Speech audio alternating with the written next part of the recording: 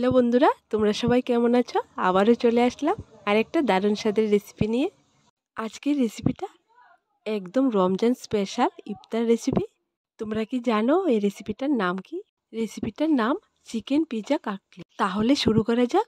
এখানে নিয়ে নিলাম 3টে মাঝারি সাইজের আলু সেদ্ধ করে, এরপর দিয়ে দিলাম বয়েল করা চিকেন, আর দিয়ে দিলাম একটা বড় সাইজের পেঁয়াজ কুচি, 4-5টা কাঁচা লঙ্কা কুচি, ধনেপাতা কুচি, 1 চা চামচ চিলি ফ্লেক্স, পরিমাণ মতো ব্রেডক্রাম্ব।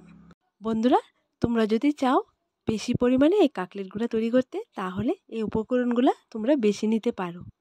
দিয়ে দিলাম শুকনো লঙ্কার গুঁড়ো 2 চা চামচ। এখানে 1 চা চামচ চাট মশলা দিয়েছি, যেটা ক্যামেরা আসেনি, তার জন্য সরি বন্ধুরা। আর সবশেষে দিয়ে দিলাম স্বাদ মতন লবণ। এবার সবগুলো উপকরণ ভালো করে মিক্সড করে নেব। দেখো মিক্স করানো হয়ে গেছে।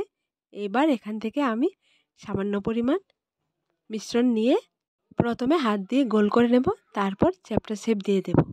আমার এক হাতে ক্যামেরা, তাই আমি এক হাতে একটা তোমাদের তৈরি করে দেখালাম, বাকিগুলো আমি অফ ক্যামেরা করে নেব।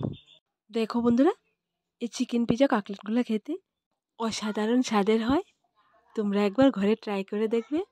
দেখো বন্ধুরা, আঙ্গুল দিয়ে চেপে চেপে আমি সুন্দর শেপটা দিয়ে নিলাম। তোমরা ঠিক আমার মতো করে নেবে। তোমরা দেখতে থাকো আমি কি করি। কাটলেটের ভিতরে দেওয়ার জন্য একটা সিক্রেট মিশ্রণ তৈরি করে নেব। এখানে আমি নিয়ে নিলাম পিৎজা সস, 1/2 চা চামচ চাট মশলা, আর নিয়ে নিলাম 1/2 কাপ মোজারেলা চিজ। এইবার সবগুলা মিশ্রণ একসাথে মিক্সড করে নেব। মিক্সড করা হয়ে গেলে এখানে আমি নিয়ে নিলাম একটা বড় সাইজের পেঁয়াজ। পেঁয়াজটাকে রিং করে কেটে, দেখো বন্ধুরা এরকম রিং করে তোমরা কেটে নেবে। তারপর যে কাটলেটগুলো আগে তৈরি করে রেখেছিলাম উপর একটা একটা করে দিয়ে দেবো। এখানে আমি 4টে কাটলেট তৈরি করেছি। তোমরা চাইলে এই কাটলেটগুলো বেশি করে বানিয়ে খেতে পারো।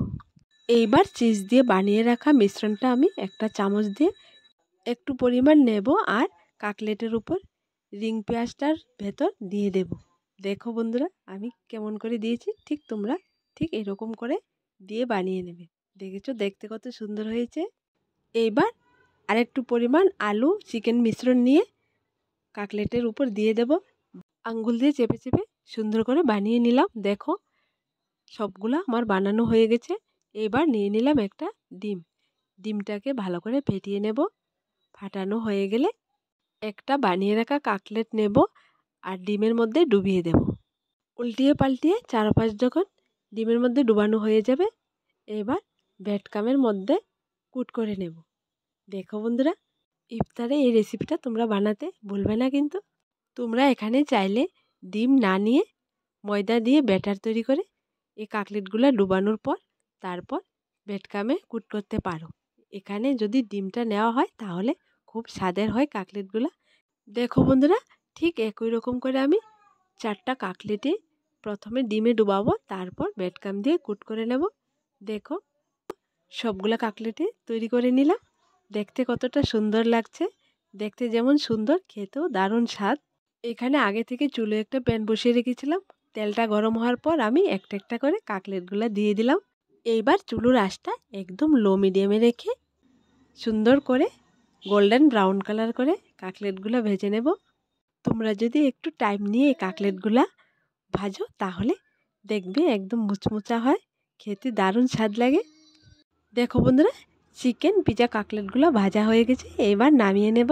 তোমরা এই চিকেন কাটলেটগুলো শসা, পেঁয়াজ আর টমেটো সস দিয়ে খেতে পারো, দারুণ স্বাদ লাগে। আমার দেওয়া রেসিপিগুলো তোমাদের যদি ভালো লেগে থাকে তাহলে আমার এই ছোট্ট চ্যানেলটাকে লাইক, শেয়ার এবং সাবস্ক্রাইব করে পাশে থাকা বেল বাটনটি অবশ্যই ক্লিক করে রাখবে।